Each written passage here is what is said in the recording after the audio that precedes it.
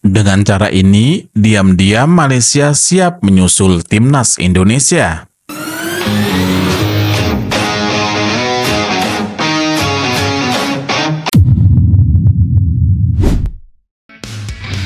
Dulu, naturalisasi di Asia Tenggara bukan hal yang tabu. Filipina bahkan jadi pelopor.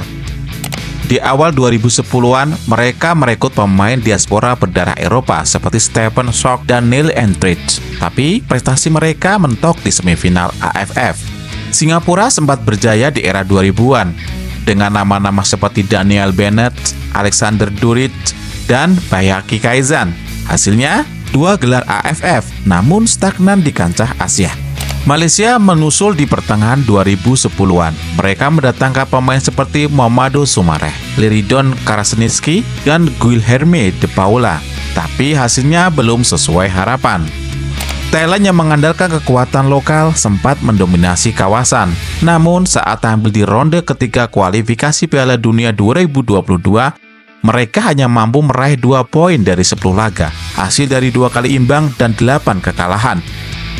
Vietnam yang dijuluki Raja Asia Tenggara, namun di ronde ketiga kualifikasi Piala Dunia 2022, di sana pun mereka kesulitan. Hanya 4 poin dari 10 laga, dengan 1 kali menang, 1 kali imbang, dan 8 kali kalah. Lalu muncul Indonesia, yang mulai membangun dari dasar.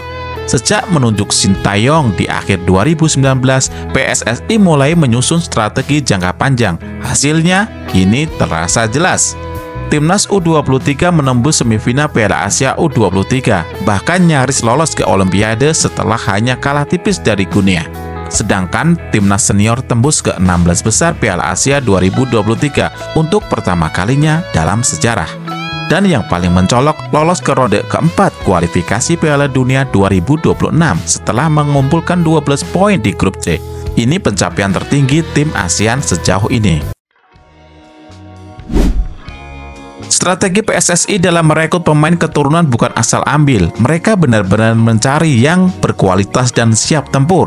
Dari Jordi Amat di fase awal proyek, dilanjutkan ke nama-nama seperti Jay Itses, Sandy Walsh, Tom Haye, Rafael Struijk, hingga terbaru oleh Romani dan Mauro Zylstra, yang digadang-gadang jadi penopang kekuatan Garuda di ronde keempat nanti.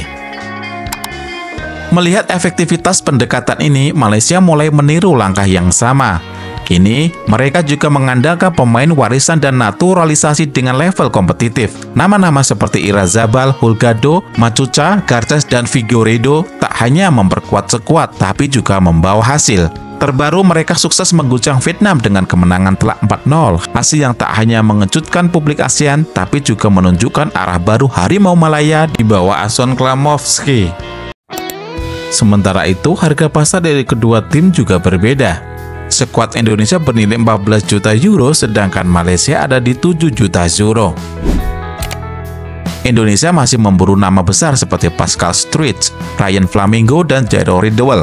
Sementara Malaysia dikabarkan tengah mengincar sejumlah pemain diaspora dari Inggris dan Australia, meski belum diumumkan secara resmi. Jadi, siapa yang lebih unggul? Untuk saat ini, dari sisi pencapaian internasional, sistem seleksi dan nilai pasar pemain, Indonesia masih memimpin. Tapi sepak bola bukan soal siapa yang duluan, melainkan siapa yang paling konsisten. Malaysia bisa saja mengejar, jika mereka mampu menjaga ritme dan tak sekedar ikut-ikutan.